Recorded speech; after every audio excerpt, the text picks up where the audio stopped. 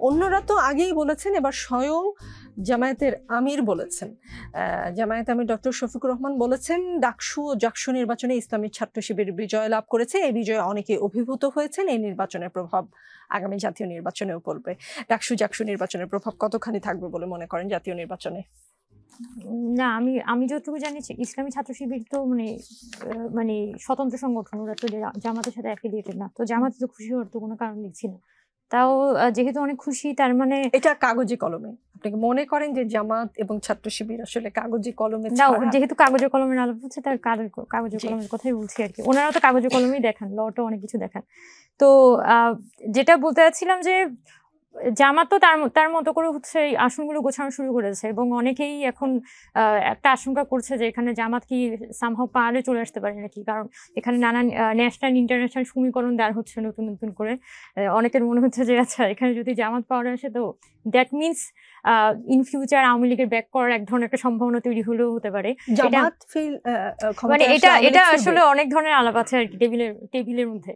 তো এখানে আমি যেটা মনে করি যে আসলে যেটা দরকার, এখানে একটা ওই ফ্রি অ্যান্ড ফেয়ার ইলেকশনটা দরকার।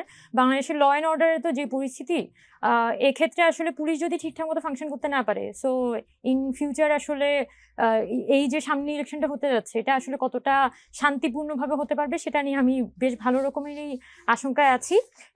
তবে এখানে সামনের দিনে এতদিন পর্যন্ত যেটা বোঝা যাচ্ছিল, মানে কি বলে, এতদিন পর্যন্ত যেটা বোঝা যাচ্ছিল যে বিএনপি এক ধরনের একটা পাওয়ার হোল্ড করছিল সব দিকে, এখন কিন্তু বিএনপির মধ্যেও হয়তো এক ধরনের একটা সেন্স তৈরি হয়েছে যে না, তাদের আরো বেশি ভাঙা গড়ার প্রয়োজন আছে। এটা তো ভালো। তারা পার্টি হিসেবে এতদিন পর্যন্ত যে ধরনের একটা সুপিরিয়রিটি কমপ্লেক্সের মধ্যে ছিল, ওই সুপিরিয়রিটি কমপ্লেক্সের মধ্যে অনেকখানি কিন্তু একটা আঘাত তৈরি হয়েছে। তো সেই জায়গা থেকে তারা যদি হচ্ছে একটা মানে কি বলা যায়, নিজের ইন পার্টি ডেমোক্রেসি ডেভেলপ করে যদি তারা হচ্ছে তরুণদের চিন্তাগুলোকে অ্যাকোমোডেট করতে পারে, তাহলে আমি মনে করি যে সামনের দিনে বিএনপির এখন যে কার্যক্রম, এমন কিছু কি বিএনপি করছে যে আপনার মতো তরুণদের আগ্রহী করবে বিএনপিতে যোগদান করতে?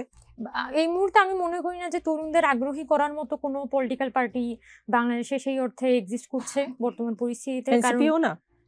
এনসিপি মানে এটা খুব জটিল কোয়েশ্চেন, কারণ আমি যেটুকু তরুণদের সাইকি বুঝছি বা সৌর তরুণদের সাইকোলজি যতটুকু বুঝছি, তারা ওভারঅল এই সিস্টেমটা নিয়ে বিরক্ত। মানে এখানে এই সিস্টেমে ঢুকে ওই একই পারাপারি করে হচ্ছে পার্টি পলিটিক্সটা করা, এটা স্টুডেন্টদের জন্য আসলে কতটা ফিজিবল এটা নিয়ে আমি আসলে শঙ্কায় আছি। হয়তো সামনের ইলেকশনে যদি একটা মারামারিও দেখা লাগে, তাহলে হয়তো দেখা যাবে স্টুডেন্টদের যা একটু আগ্রহ ছিল ওগুলো আবার নষ্ট হয়ে যাবে। সো যেটা বাংলাদেশের মেইন সমস্যা, সেটা হচ্ছে পলিটিক্যাল পার্টি না, এখানে যে পলিটিক্যাল সিস্টেমটা, সেটা তো ওই পলিটিক্যাল সিস্টেম তো অ্যাজ ইট ইজ রয়ে গেছে, এখানে তো খুব একটা চেঞ্জ হয়নি। ওই একই সিস্টেমে যদি আরো 4-5টা পার্টিও দাঁড়ায়, তার মানে তো খুব একটা পরিবর্তন হবে এটা আমার কাছে মনে হয় না। বরং সামনের দিনে আমাদের মানে যেখানে আমরা বিশাল তরুণদের যে বিশাল ভোটার ব্যাংক, তারা কাকে ভোট দিবে বলে আপনি প্রেডিক্ট করেন? কোন দলকে? BNP, Jamaat, NCP? এখন আমি বলা যাচ্ছে না। এটা আসলে স্টুডেন্টদের সাইকোলজিতে আসলে অনেকভাবে কাজ করে।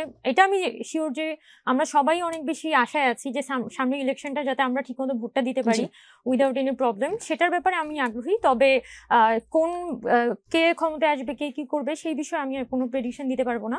তবে যেটা বলতে পারি যে বাংলাদেশে 5 আগস্টের পরেও আমরা যে রিফরমেশনের কথাটা বলেছিলাম, তরুণদের চৈতন্যের মধ্যে ওই রিফরমেশনের কনসেপ্টটা অনেকখানি ব্লার্ড হয়ে গেছে।